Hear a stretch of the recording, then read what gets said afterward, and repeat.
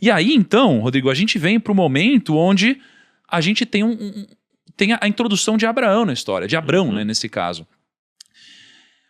Você acha que é coincidência Abrão ter sido colocado no mesmo capítulo com o convite de quem vai espalhar, né, as nações pela terra, né, originar as nações pela terra, e a Torre de Babel?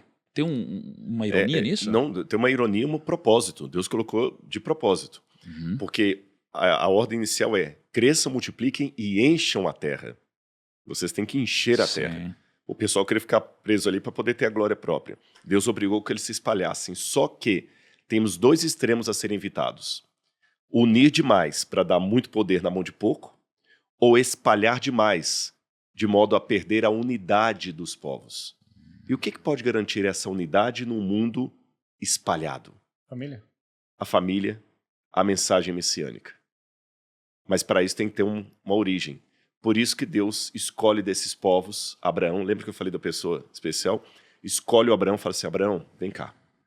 Eu tenho um chamado para você.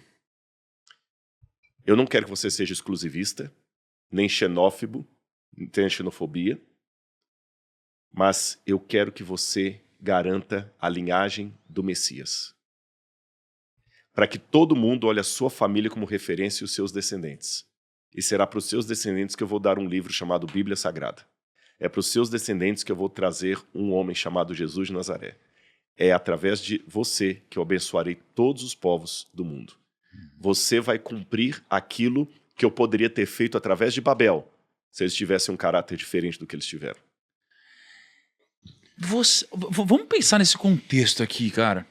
Abrão acreditava em vários deuses. Abrão vivia num lugar pecaminoso, digamos assim, na Nova York da época. E mesmo assim, Abrão é chamado para liderar todo esse movimento. Por que Deus faz isso? Por que Deus não chama aqueles que... O cara certinho ali assim, e tal, você né? pensa hoje, tem a pessoa que vai na igreja, a pessoa que ora, a pessoa que estuda, a pessoa que tem fé, a pessoa que não peca e tal. Aí você tem aquele que é todo cagado, faz tudo errado, rouba, estupra, mata, sei lá o quê. E aí Deus pega esse. Por que não pega esse? Assim, por que Abraão foi chamado ao invés de outra pessoa, talvez mais alinhada com o propósito? Eu vou colocar uma comparação politicamente incorreta, porém didática. Vou arriscar. Se alguém escrever agora a biografia de Silvio Santos e a biografia da Paris Hilton, qual das duas você tem interesse em ler? Independente de ser brasileiro.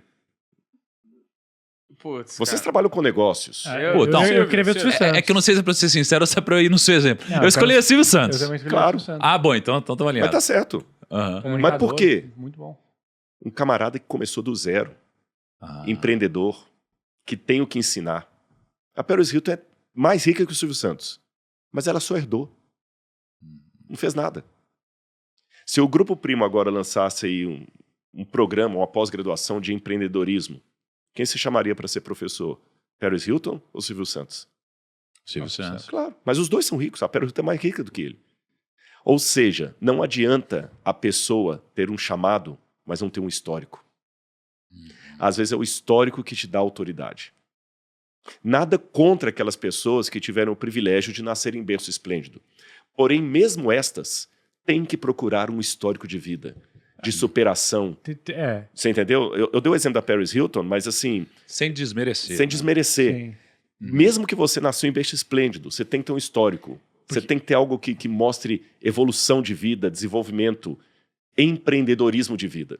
É que quando você fala de histórico também, eu penso também, o cara que sofreu mal, fez o mal, ele sabe como que o mal é mal.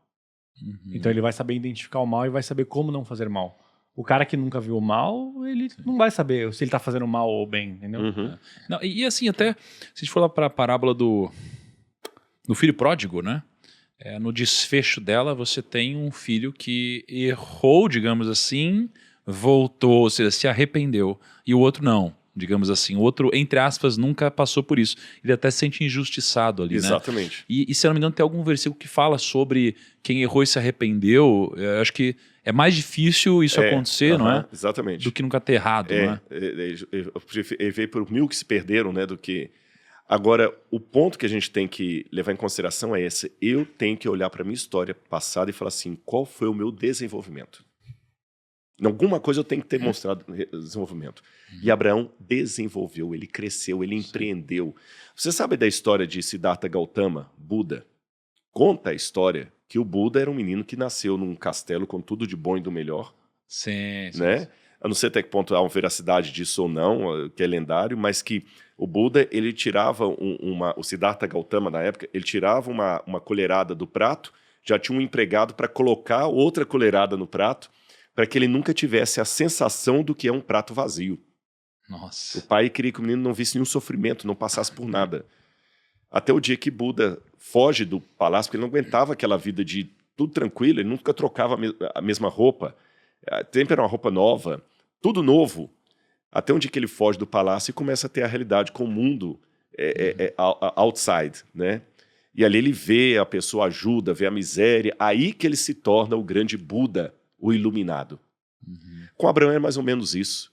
Deus precisava de alguém que amassasse o barro, sofresse, e também que cometesse os seus erros, como a gente vai ver que Abraão cometeu. Porque se Abraão fosse certinho demais, a Bíblia seria como a biografia da Paris Hilton.